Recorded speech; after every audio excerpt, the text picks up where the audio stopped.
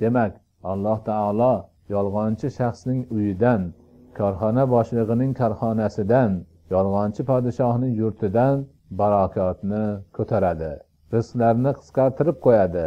Ushbu haqiqatni bugungi kun tajribasida ko'pchilik ko'rib turibdi. Bismillahirrohmanirrohim. Alhamdulillahi robbil alamin. Vassalatu vassalamu ala khayri xalqihi Muhammad va ala alihi va ashabihi ajma'in. Assalomu alaykum va rahmatullohi va barakatuh. Aziz va muhtaram mo'min musulmon birodarlar, opa-singillar, aka-ukalar, islom ma'naviy jinoyatlarga qarshi unvoni ostidagi turkum suhbatlarimizning navbatdagisi yolg'onga bag'ishlangan. Ilohiy qonun bilan insoniy qonunlarning orasida osmon bilan yerchalik, yana aniqroq aytsak, Alloh bilan bandachalik farq bor. Ilohiy qonun butun borliqni yaratgan va unda insonni o'z xalifasi qilib qo'ygan, hamma narsani biluvchi, mutlaq adolat egasi bo'lgan Alloh taolo tomonidan tushirilgan bir qonundir. Alloh barcha narsani, shu jumladan o'zi yaratgan borliqda yashayotgan insonga nima munosib keladi-yu, nima munosib kelmaydi, daqiqlarigacha yaxshi biladi. Shuning uchun ham Alloh taolo tomonidan joriy qilingan qonunlar shomil va komildir. Bu qonunlardagi adolat inson tomonidan ishlab chiqarilgan qonunlardagi kabi nisbiy emas, aksincha mutlaq bo'ladi. Insonlar tomonidan chiqarilgan qonunlar esa odatda o'sha qonunlarni kashf etgan, joriy qilayotganlarning manfaatini ko'zlaydi. Bu qonunlarning pastu balandi, undagi adolat, haqiqiy me'yor o'sha odamlarning dunyoqarashiga, fikrlashiga va shunga o'xshash boshqa omillarga bog'liq bo'ladi. Dunyodagi barcha qonunlar adolatni da'vo qilsa ham, ulardagi adolat agar bo'ladigan bo'lsa, nisbiy adolat bo'ladi. Misol uchun, ba'zi mamlakatlarda fuqarolarning o'z ixtiyorlari bilan chet elga chiqishi man qilingan. Bu man qilish jinoyat hisoblansa, ba'zi davlatlarda hokimiyatdan ruxsat olmay xorijiy yurtga borish jinoyat sanaladi. Bunga o'xshash qarama-qarshiliklar yerdagi qonunlarning osmondan tushgan qonunlar qarshisida naqadar ojiz ekanligini ko'rsatadi. Xuddi shu nuqtai nazardan qarasak, bu kamchiliklar yerdagi qonunlarning ma'naviy jinoyatlar qarshisidagi ojizligi, notavonligi oldida hech narsa bo'lmay qoladi. Alloh taoloning yordami ila ushbu maqolada aynan shu masala, ya'ni odamlar o'ylab topgan qonunlarning ma'naviy jinoyatlar oldida, xususan yolg'on qarshisida ojizligi haqida so'z yuritmoqchimiz. Avvalo shuni alohida ta'kidlashimiz lozimki, mazkur qonunlar moddiy, maxsus his qilinadigan jinoyatlarga jazo berishda ham ojizdirlar. Ular faqat qo'lga tushgan moddiy va ashyoviy dalillar bilan sobit bo'lgan jinoyatlargagina jazo tayin qilishlari mumkin xolos. Ilohiy, diniy qonunlar esa sodir etilgan biron jinoyat insonga ma'lum bo'lmay qolganida ham olamlarning Robbisi buyuk Alloh bandalarning eng nozik ishlarini ham bilib turishini, qilingan zarracha jinoyatning jazosini bu dunyoda bo'lmasa ham u dunyoda olishini qattiq ta'kidlaydi. Xuddi shu ma'noni ma'naviy jinoyatlar masalasida ham ko'rish mumkin. Odatda insonlar ishlab chiqqan qonunlarda ma'naviy jinoyat degan tushunchaning o'zi yo'q. O'z navbatida ular uchun tayin qilingan jazo ham yo'q. Hozirgi demokratiya rivojlangan davlatlarda bu borada ba'zi urinishlar bor xolos. Islomiy tushunchalarga ko'ra, ma'naviy jinoyatlar moddiy jinoyatlarga nisbatan yanada xatarliroq bo'ladi. Avval ta'kidlaganimizdek, aynan ma'naviy jinoyatlar moddiy jinoyatlarning sodir bo'lishiga sababchidir. Shuning uchun ham insonlar kelib ishlab chiqqan qonunlarda umuman e'tiborga olinmaydigan ma'naviy jinoyatlar ilohiy qonunlarga ko'ra ulkan jinoyatlar hisoblanadi. Misol uchun yolg'onni olaylik. Hozir amal qilib turgan qonunlarda yolg'onchiga jazo berish yo'q. Ammo islom qonunlariga ko'ra balog'atga yetgan har bir insonning zarracha yolg'oni jazosiz qolmaydi. Har bir yolg'onni nomai a'moliga yozib boriladi va u qiyomat kuni jazosini albatta oladi. Yolg'onchi Allohning dushmani hisoblanadi va qiyomatda eng og'ir azoblar ila azoblantiriladi. Umuman olganda ozgina bo'lsa-da Allohga iymoni mavjud, qiyomatdan umidi bor insonlardan tashkil topgan jamiyatda zarracha yolg'onga o'rin qolmaydi. Shuningdek, bunday jamiyatning katta-yu kichik, erkak-u ayol, johil-u olim, kambag'al-u amaldor hammalari ham hech qachon yolg'on gapirmaslikka harakat qiladilar. Aksincha, iymonsiz, dinsiz jamiyatda boshqa razolatlar qatori yolg'on ham avj oladi. Bunday jamiyatda yolg'on gapirilmasa ish bitmaydigan, yolg'on gapirmaydigan odam g'arib sanaladigan bo'lib qoladi. Bunday jamiyat a'zolari qisqacha aytganda yolg'on topa olmay qolgandagina rost gapiradigan bo'lishadi. Oqibatda esa o'sha jamiyatning obro'si to'kiladi, razolatlar uyasiga aylanadi va oxiri borib parchalanadi. Buni sobiq Sovet ittifoqi misolida ko'rish ham mumkin. Yovuzlik imperiyasi deb nom olgan bu davlat yolg'onchilik imperiyasiga ham aylangan edi.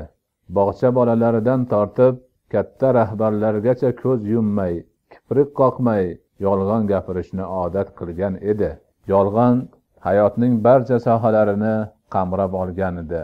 Faqat yolg'onchilardan tashkil topgan yolg'onchi imperiya esa o'zini ham, dunyo jamoatchiligini ham aldab o'rgangan edi. Oqibatda avvalo kishilarning bir-birlariga nisbatan ishonchlari yo'qoldi. Bundan tashqari odamlar rasmiy axborot vositalariga, davlat odamlariga ishonmay qo'ydilar. Ular rost gapirib qolguday bo'lsalar ham, odamlar bularning aytayotganlari baribir yolg'on degan xayolga borishadigan bo'lishdi. Iqtisodiy, ijtimoiy, ma'naviy va siyosiy harakat parakanda bo'ldi. Xalqaro jamoatchilik bu imperiyaga umuman ishonmay qo'ydi va nihoyat yolg'onchilar imperiyasi o'zining qonuniy intihosini topdi, butkul parchalanib ketdi. Shu sababli islom odatda odamlar yolg'onga unchalik e'tibor bermaydilar. Yolg'onchining o'ziga ma'naviy zarar keltiradi xolos deb o'ylaydilar. Aslini olganda esa yolg'on yo'lida uchragan barcha narsaga olov purkab, kuydirib, yondirib, yanchib o'tuvchi ajdaho kabi hamma narsaga zarar yetkazadi. Hatto hayotning barcha sohalarini birin-sirin falokatlarga olib kelishi ham mumkin. Shu sababli islomda boshqalar uchun arzimas narsa hisoblangan yolg'onga jiddiy e'tibor beriladi. Unga qarshi jiddiy ravishda astoydil kurashiladi. Imom Ahmad ibn Hanbal rahmatullohi alayh Abu Hurayra radhiyallohu anhudan rivoyat qilgan hadisda payg'ambarimiz sollallohu alayhi va sallam man qala li sabiyyin ta'al haka thumma lam yu'tihi fahiya kadhibatun deganlar. Ya'ni kim bir go'dak bolaga mana buni ol desa-yu hech narsa bermasa, u odam yolg'onchi bo'ladi deganlaridir. Imom Abu Dovud rivoyat qilgan hadisda esa Abdulloh ibn Omir radhiyallohu anhu quyidagilarni keltiradilar. Rasululloh sallallohu alayhi va sallam uyimizda o'tirgan edilar. Onam menga bu yoqqa kel, senga bir narsa beraman dedilar. Rasululloh sallallohu alayhi va sallam onamdan unga nima bermoqchi eding deb so'radilar. Onam xurmo bermoqchi edim deb javob berdilar. Shunda payg'ambarimiz sallallohu alayhi va sallam agar biror narsa bermaydigan bo'lganingda senga bir yolg'on yozilar edi dedilar. Ushbu ikki hadisi sharifni bugungi hayotimizga solishtirib ko'rsak, atrofimizda nimalar bo'layotganini yana ham aniqroq tushunamiz. Yolg'onchilik tufayli boshimizga tushgan musibatlar qilmishimizga muqoyasa qilinganida bu ko'rguliklarimiz, bugungi kungi musibatlarimiz hali oz ekanligini bilib olamiz. Yolg'on faqat yolg'onchining shaxsiga emas, yoki yolg'ondan bevosita zarar topguvchigagina emas, balki butun jamiyatga, butun insoniyatga zarar yetkazadigan katta bir ma'naviy jinoyatdir. Shuning uchun ham islomda bu razolatga nisbatan o'ta murosasiz munosabatda bo'lingan va unga hech yo'l qo'ymaslikka harakat qilingan. Imomi Ahmad ibn Hanbal rahmatullohi alayh rivoyat qilgan hadisda Oysha onamiz radhiyallohu anhu quyidagilarni aytadilar. Ma kana min xuluqin abghada ila rasulillahi sallallohu alayhi va sallam min al-kadhibi mattala'a ala ahadin min zalika bi shay'in fayakhruja min qalbihi hatta ya'lama annahu qad ahdatha tawbatan. Ya'ni Rasululloh sallallohu alayhi va sallam uchun yolg'ondan ko'ra yomonroq xulq yo'q edi. Agar biror kishining sal bo'lsa ham yolg'onchi ekanligini bilib qolsalar, o'sha odam tavba qilmagunicha qalblaridan chiqarmas edilar dedilar. Imom Malik rivoyat qilgan hadisi sharifda esa quyidagilar aytiladi. Hadis rivoyatchisi Safvon ibn Sulaym radhiyallohu anhu aytadilar. Qala qila ya Rasululloh ayakunul mu'minu jabanan? Qala na'am. Qila lahu ayakunul mu'minu bakhilan? Qala na'am. Qila lahu ayakunul mu'minu kazzaban? Qala la. Ya'ni ey Allohning rasuli, mo'min qo'rqoq bo'ladimi deb so'raldi. U zot ha dedilar. Ey Allohning rasuli, mo'min baxil bo'ladimi deb so'raldi. U zot ha dedilar. Ey Allohning rasuli, mo'min yolg'onchi bo'ladimi deb so'raldi. U zot yo'q dedilar. Ushbu hadisi sharifdan ko'rinib turibdiki, payg'ambarimiz sollallohu alayhi va sallam garchi boshqa hadislarda qo'rqoqlik va baxillikni salbiy sifatlar o'laroq tanqid qilgan, ulardan chetlanishga amr qilgan bo'lsalar ham, bu yerda yolg'onga nisbatan mazkur sifatlar arzimas hol ekanligi bildirilmoqda. Shu bilan yolg'on naqadar katta gunoh ekanligini, yolg'onchi odam mo'min bo'lolmasligini ta'kidlamoqdalar. Bu fikrni Imom Bayhaqiy Abu Bakr radhiyallohu anhudan rivoyat qilgan hadis ham quvvatlaydi. Bu hadisda yolg'on iymondan chetlatuvchidir deyiladi. Iymon nima? Iymonsizlikning nima farqiga boradigan kishi uchun iymonsizlik naqadar katta badbaxtlik ekanligi ma'lum. Qo'rqoqlik va baxillik xususida so'z yuritilganda aytmoq lozimki, bu illatlar kimda mavjud bo'lsa, eng avvalo o'sha odamni o'zi zarar ko'radi. Odatda islom dini o'z egasidan boshqaga zarari kam yetadigan ana shu qo'rqoqlik va baxillik kabi gunohlarga nisbatan jamiyatga, xalq ommasiga zarari yetadigan gunohlarga katta e'tibor beradi. Islomda bandaning haqqiga zarar yetkazadigan gunohlar qattiq qoralanadi.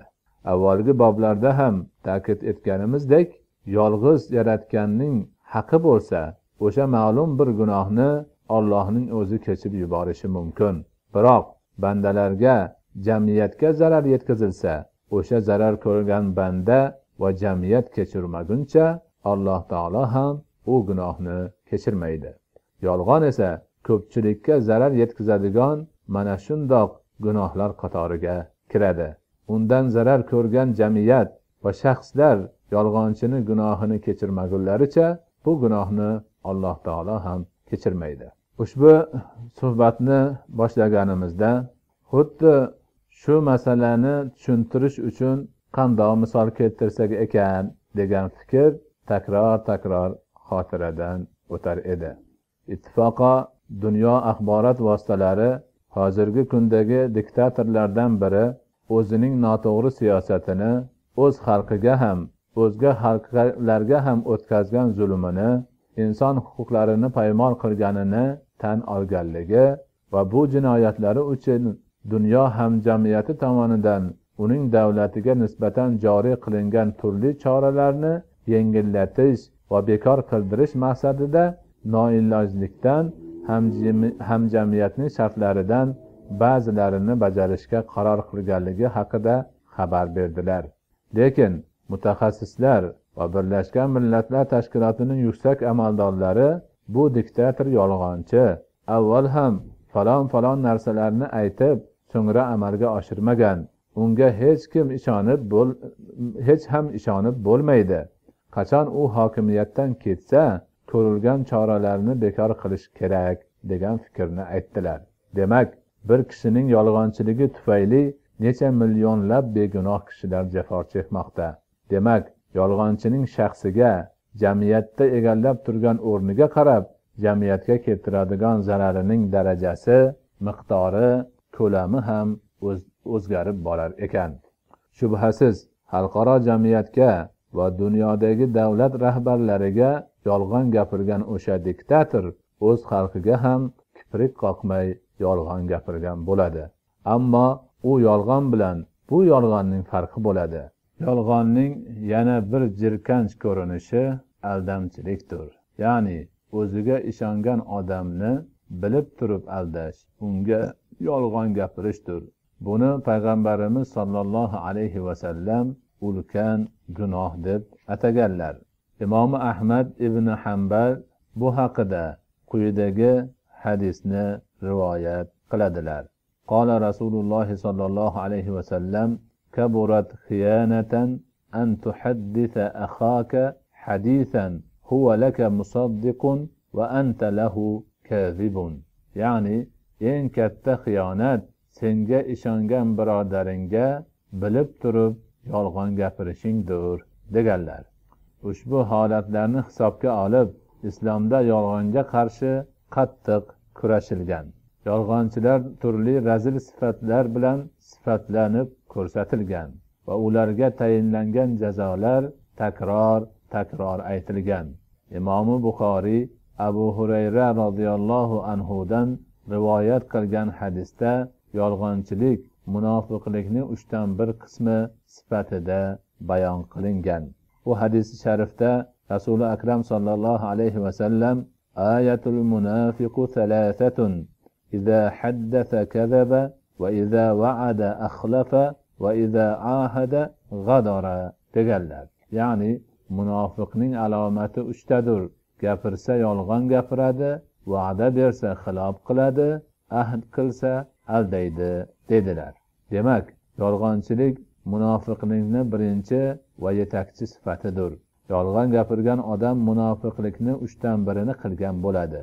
Albatta, yolg'onchi va'dasida turmaydi, ahdiga vafo ham qilmaydi. Oqibatda bunday odam to'liq munofiq bo'ladi. Munofiqlik esa kofirlikdan ham yomonroqdir. Munofiqlar Qur'oni Karimni ta'biri bilan aytganda jahannamning eng to'ridan joy oladilar. Imom Ahmad ibn Hanbal rahmatullohi alayh rivoyat qilgan hadisda jumladan shunday deyiladi: "Innar rajula jaa ila an-nabiy sallallohu alayhi va sallam faqal: Ya Rasululloh, ma amalun nas? Qala al-kadhibu.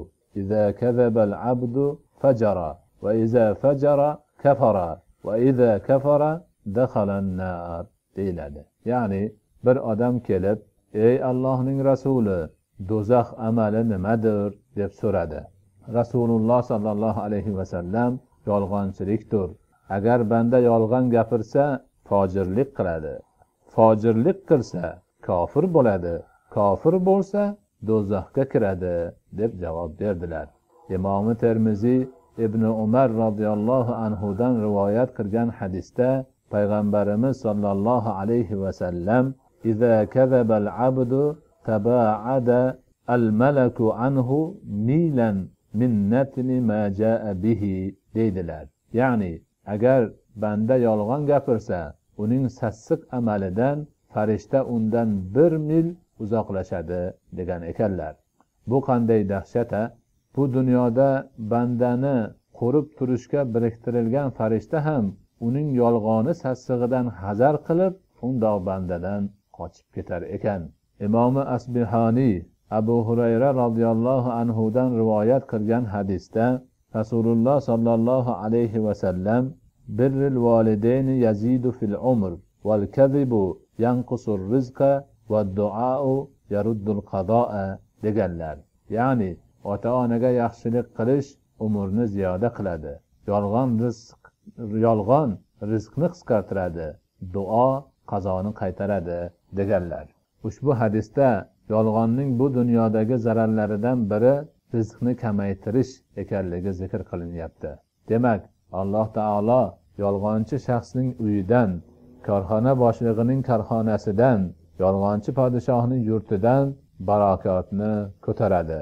Rizqlarni qisqartirib qo'yadi. Ushbu haqiqatni bugungi kun tajribasida ko'pchilik ko'rib turibdi. Demak, bu dunyoyu u dunyoning baxtiga erishmoqchi va ikki dunyoning azob uqubatidan, sharmandachiligidan qutulmoqchi bo'lsak, yolg'ondan qutulishimiz zarur ekan. Bu ishda katta-yu kichik, erkak-u ayol, fuqaro-yu amaldor, shoh-u gado barobar harakat qilmog'i lozim. Ana shundagina yaxshiliklardan umid qilsak bo'ladi. Alloh taolo barchalarimizni yolg'onchilikdan va yolg'onchilarning kasridan o'zi asragan bo'lsin. Assalomu alaykum va rahmatullohi va barakatuh.